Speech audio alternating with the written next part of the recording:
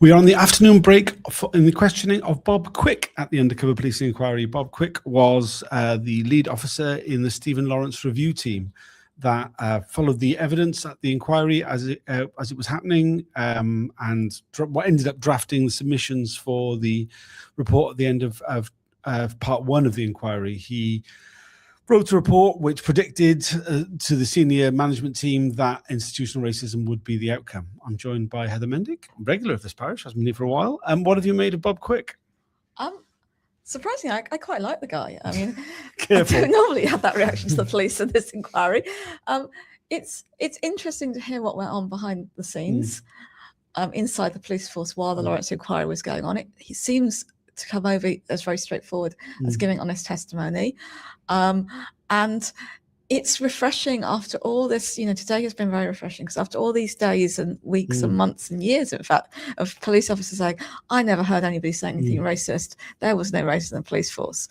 Suddenly there's people who say, yeah, we were racist. Individual officers were racist, and there was institutional racism, and there were connections between these. And actually people hated the Lawrence inquiry and people were angry. And when I said these things, people didn't like me. Yes, yeah. I mean, he painted a picture of the disappointment that one of Ian Johnson, who was an assistant commissioner to the of the Met, who he had been a staff officer for, had towards him personally for his response that the finding of institutional racism was almost inevitable. He talked about the sort of the way in which there was Sarah Thornton who was briefing the commissioner about the inquiry and himself would work on it. He talked about the advice he was receiving from John Grieve and from Dennis O'Connor that allowed him to kind of develop this kind of sense that, yes, it's going to be institutional racism that's going to come out of it. It's interesting. I mean, when he was asked of his own feelings on the matter, he said they were very mixed, and he said that that it was an academic definition, and it maybe wasn't useful in the real world. I found that quite telling about maybe what his deeper views are. I mean, I think a lot of his questioning so far has been very much like, and this person, what were they doing, and were they there, and who was there then? So it's not. I mean, like, aside from his saying that, oh yes, racism was prevalent in the police while he was an officer. There's not a lot of kind of getting at to his own attitudes particularly. No, that's true. Although, I mean, you're right. There's various reasons he could say there were problems with the idea of institutional racism. I mean, it does. And I think it came out in the evidence this morning that it let a lot of individual officers off the hook. Suddenly it's like, it's not your fault. The structures of the police made it inevitable that you'd be a racist. And we're not going to look at your individual actions. And John Grieve says, actually, I think there were some officers who were racist. And perhaps there's some element of that in his, but it's not clear, right? She's not probing that. She's not saying, what do you think the problems with institutional racism are? And I think it was important because I feel like the last, not just today, but also yesterday, is the inquiry moving on and trying to say, look, the SDS is institutionally racist and trying to establish that. And so it would be relevant to get someone who was one of the experts within the police force on institutional racism. And there weren't many, there's probably like 2 or 3, right? To actually say, well, what do you think of the problems? What do you think of the good bits about it? What do you think of the bad bits? Just to get that perspective on it. Yeah, I mean, perhaps somebody from the Association of Black Police Officers might have been useful in that sense. It's one of the things that's quite telling is when he's been shown some of the special branch reporting about the inquiry, and he said, oh, well, he didn't have vetting, which I was quite surprised to hear, so that he wasn't allowed to read any of the reports that were marked as secret, which, I mean, it's given him, I'm sure it's very useful to him at this point. Yes, indeed, yeah. You can go, oh, I wouldn't have been allowed to see that. I mean, it's a bit, I found that odd. This is the thing, isn't it? Sometimes you think, is that true or is it just useful? I mean, some of the things which are useful will also be true, but because of the way people are lying all the time, you get suspicious of absolutely everything. Yes, very much. Yeah, and even though he seems very straightforward, you think, well, what's that?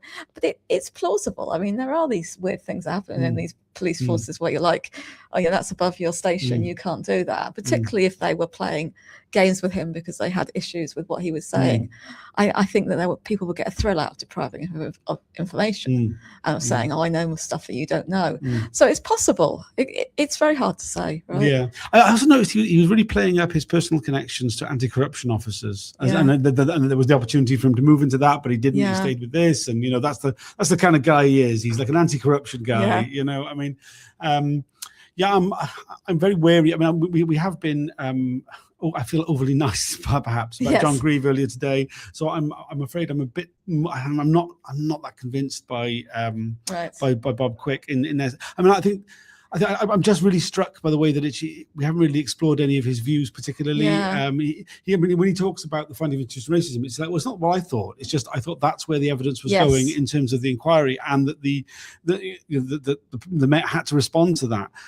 He talks about the drafting of the submissions at the end of part 1, and he said that was a really frustrating process. It was done by committee. There was he wasn't able to put the context in that he wanted to, and he ended up with a report that nobody was happy with.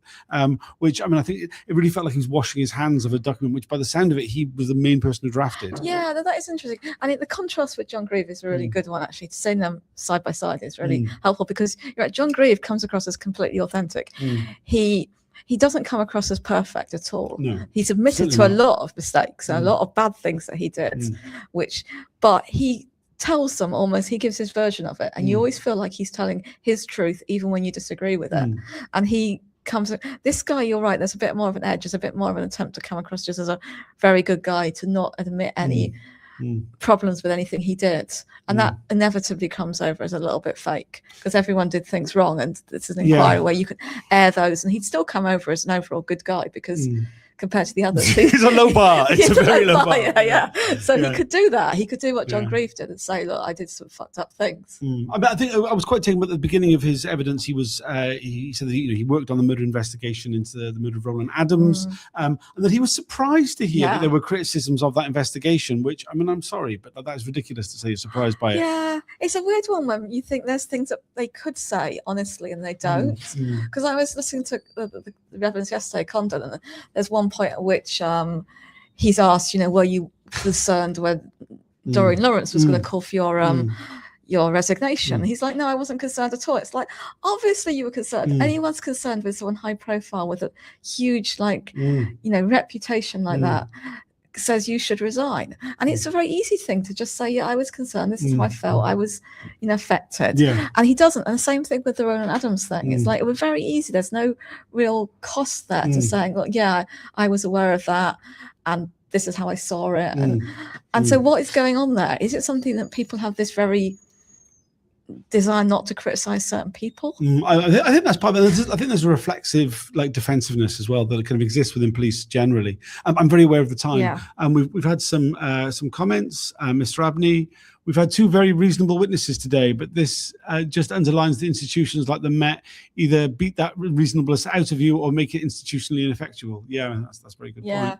Another comment again, a related point. Over the last couple of days, we've seen a lot more of the interdepartmental factionalism within the Met. Yes, I think that's coming across very strongly. I think it's been very clear, because we've had all special branch officers up until very recently, and we're starting to see that there are other sides to the Met, and not everybody was like the same culture as the special branch. So another one. Yes. Also, why was Quick reluctant to accept that a lot of cops didn't like Michael Mansfield? Yeah, that was very interesting. Yeah, it was. I mean, I think it's this sort of idea that, no, we're very professional. We're very professional, and there wouldn't have been any sort of, this idea that he would have been referred to as the devil incarnate, as we've heard other officers refer to him, just wouldn't be the case.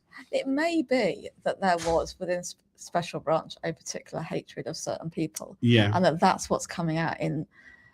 It was Mark Jenner, wasn't he? So that might be a specific special branch thing, and I suspect a lot of cops didn't really know who Michael Mansfield was. I imagine that being the case, but I think he was very high profile, and I think that the senior police officers would all be very aware. Senior police officers, but I thought the senior police officers would be very careful what they said. Yes, probably in special branch they were very aware who he was, and they weren't careful what they said. But there is also a canteen culture within the police. True. And I'm sure that off the record, when they're not in the office, I'm sure there would have been a lot more sort of unguarded statements being made. I'm aware of the time. We should probably head back in. There is more to come from Bob Quick. I don't know how long today's proceedings will last. It will be a late finish, so who knows what we'll be here till. But we'll do another video as soon as there's another break. Maybe the end of the day, maybe